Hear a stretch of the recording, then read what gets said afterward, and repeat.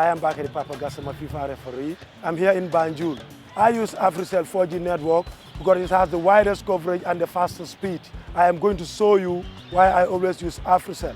I have two phones in my hand, completely the same. This is my phone with the real 4G SIM card from AfriCell. This one is another phone with the 4G SIM card from another network. Now let's do the speed test.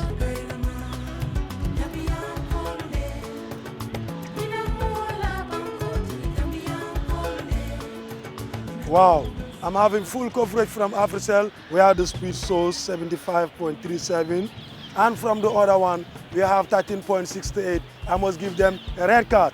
This is the proof. AfriCell 4G is the real 4G with the widest coverage and the fastest speed. By far, the fastest. So hurry and go replace your AfriCell SIM cards with the real 4G SIM card. Where AfriCell goes, no one has the speed to follow. Let me just begin by saying that this was a move taken up by the newly established anti-crime unit, which is commanded by Chief Superintendent Gulgimbu. And this came as a result of the public outcry for the amount of crimes that are ongoing in the country. As a result, the police administration found it pertinent to form the anti-crime unit to curb down on the increase in crime. On the 6th alone, they went out on patrols and a swoop, and then they arrested up to 51 different people who are suspected criminals. And these are of various categories, from robberies, attempted robberies, notorious, non-notorious robbers and thieves. We have people who are believed to be involved in hypnotizing, what I would fondly call marabout fraud, people who go out and then, through some spiritual means, hypnotize people and then, obtain monies from them. We also have people who have been found to be idle and disorderly. They are found at places at times when they could not even give enough reason as to why they were there.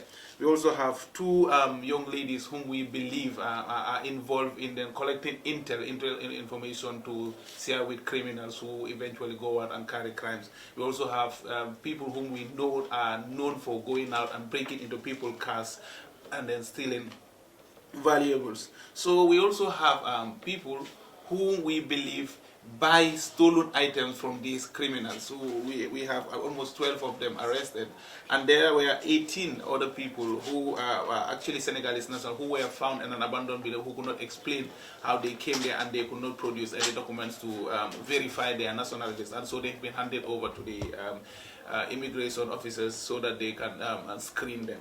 So basically this is what we have here today. As a matter of fact, why the sudden rise in the crimes in the Gambia is something that we ourselves keep asking ourselves. Because, nothing has changed given the status quo within the police. We are operating the way we have always been. We are gathering intelligence. We are patrolling the streets, yet there is an increase in crime.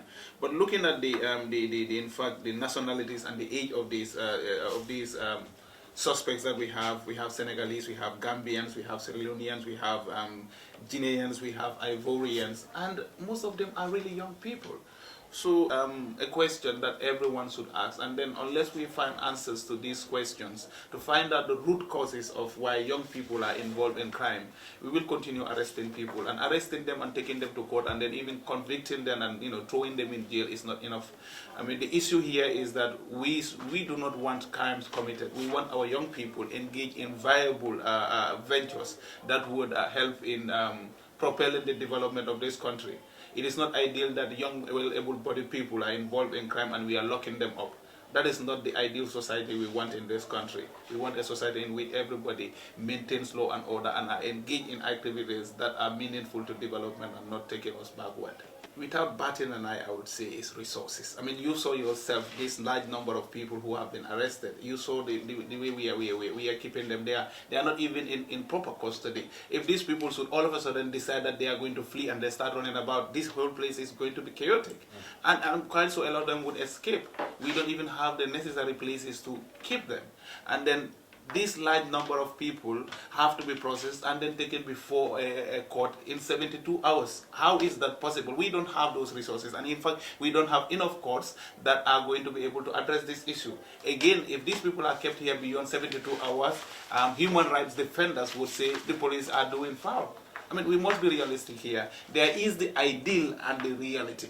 The ideal we all understand, the human rights, the democracies and all that. Everyone desires them, but do we actually have the realistically speaking, do we have the resources to respect those fully? We are going to do our best to make sure that these people are taken to court, but where we fall short, we beg that people understand, because this is for a better good. The message here is quite clear. I said here, this is undesirable. For us, it is no fun going around arresting these people. These are humans like you and I. They deserve to be at other places, engaged in more viable and legal means of earning their livelihood than this. The message here is this: every Gambian, whether you are, every Gambian, whoever is living in the Gambia, should desire for peace. It should be a collective responsibility that we find out ways in which people will be able to live in peace and harmony without breaking the law.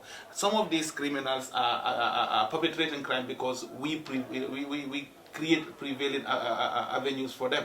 If you park your cars in areas where people can come and then break into them, you are making it easy for them. If you live in a home where most of the time nobody is there, you do not have any security mechanisms, whether they are dogs, whether they are surveillance cameras, whether they are alarm systems, whatever it is, whether it's a security officer. Personally, we need to do something about our own safety.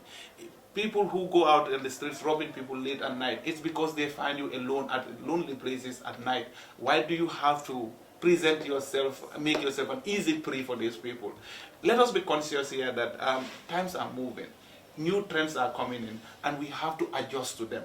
We always have to have personal security behind our minds wherever we are and whatever we do. If we do that, we are going to make it very difficult for these people. And if they do not have it easy here in committing crime, they will eventually stop. They will find something to wear. But if we make it easy for them and they are easily able to go out and steal and go and sell, and then people are purchasing it, I mean, they are going to continue. And then the blame tends to always come back on the police. What are the police doing?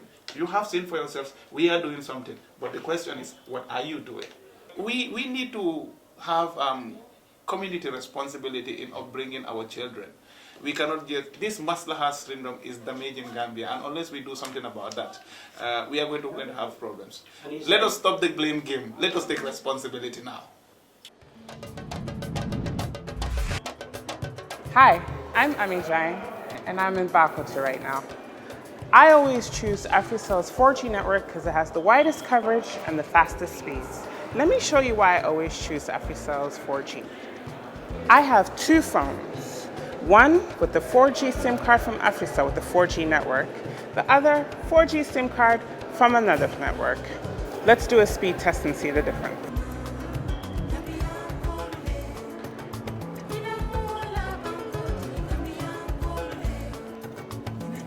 Wow, I'm getting full coverage from AfriCell with speeds of 69.68 megabytes per second. The other network, 3.35 megabytes.